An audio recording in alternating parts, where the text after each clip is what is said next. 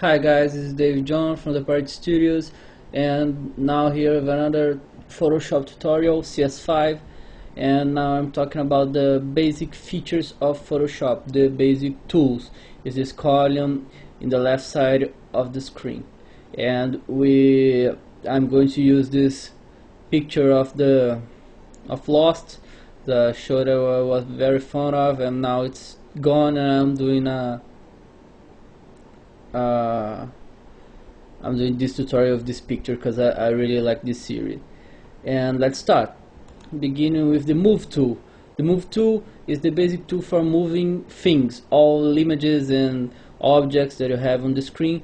You select it and you select the image, and you can change its sides and flip up and down and everything.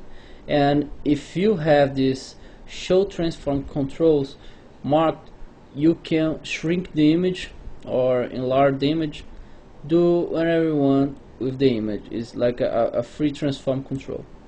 Okay, next is the marquee tool. Doesn't matter which one you get, the only difference is the form that will come the marquee, and you can mark anything you want. Now I'm getting Jack, and he is marked. And what does it do?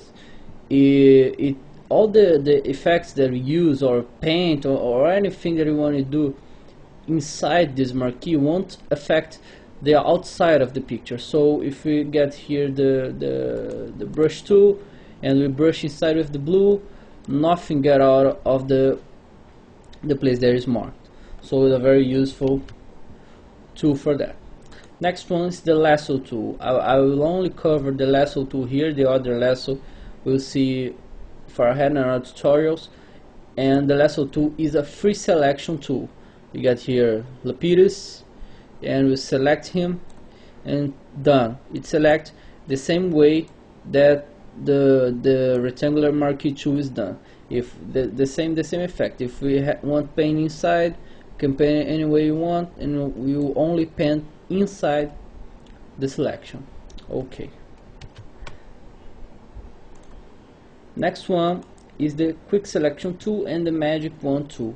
The magic wand tool grabs the colors. That's what it does. It search for colors and mark them. So we put here, and it will find all the colors that seems like the color that you clicked on. Here is the tolerance. The higher the tolerance, the more color it will get. If we put here 50, it will get 50 colors above the color you select, and 60 tones down the tone you select. So it's a very useful tool when we have the same color when we want to select. The other one is the quick selection tool, and simply is select everything you touch. So you go covering and it will select everything. If you want to take off, we get the quick selection with the minus signal, and deselect anything you don't want on the image. Okay. The crop tool is basically it crops the image.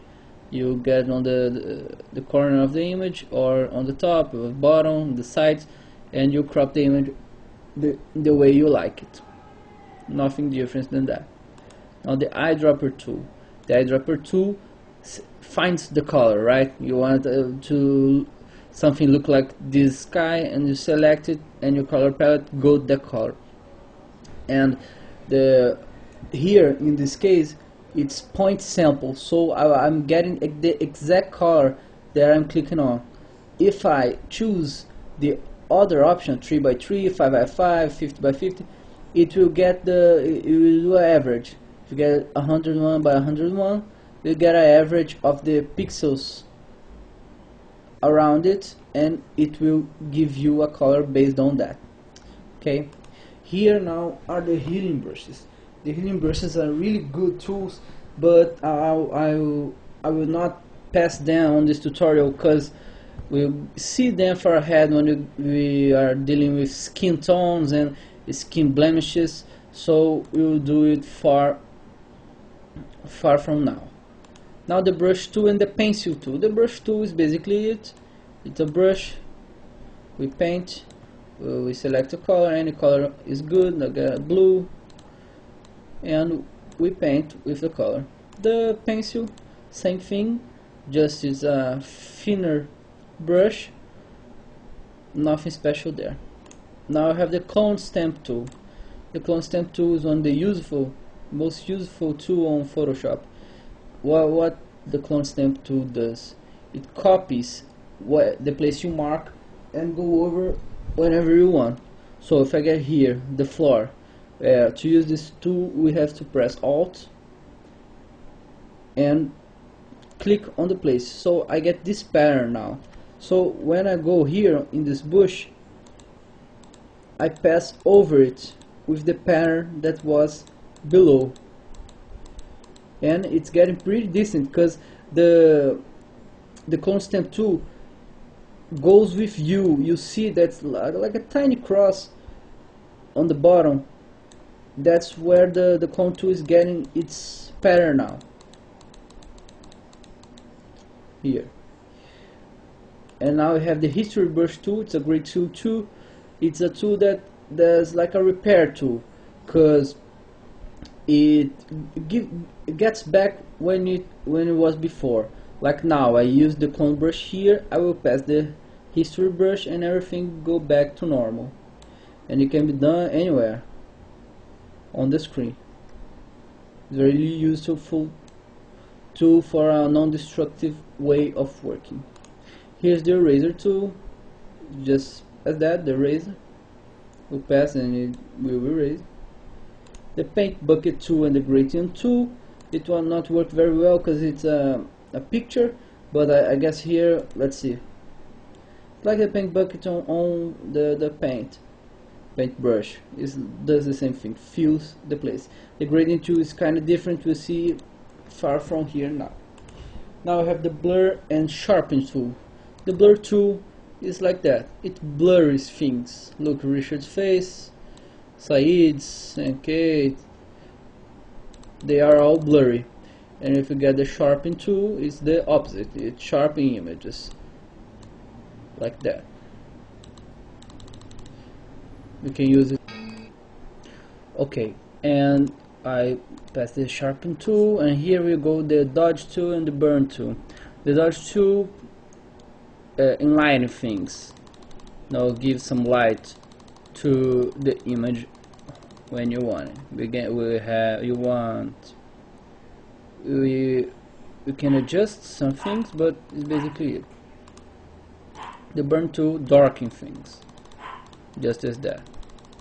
It burn things. The pen tool, it's a really complex tool, and I will made a tutorial only to explain that. Here we have the text tool. It do a text and size you want. Not much of a mystery here. It's just like any other software. We got the path selection tool, not very interesting now. We have the rectangle tool and the round rectangle tool, the ellipse tool, the polygon tool. It's like that. We do polygonal shapes. And this is not interesting right now. We have the zoom tool. You can zoom in and you can zoom out. And it's basically it. I hope you enjoyed it. We'll see you next time. Please subscribe if you want. Thank you.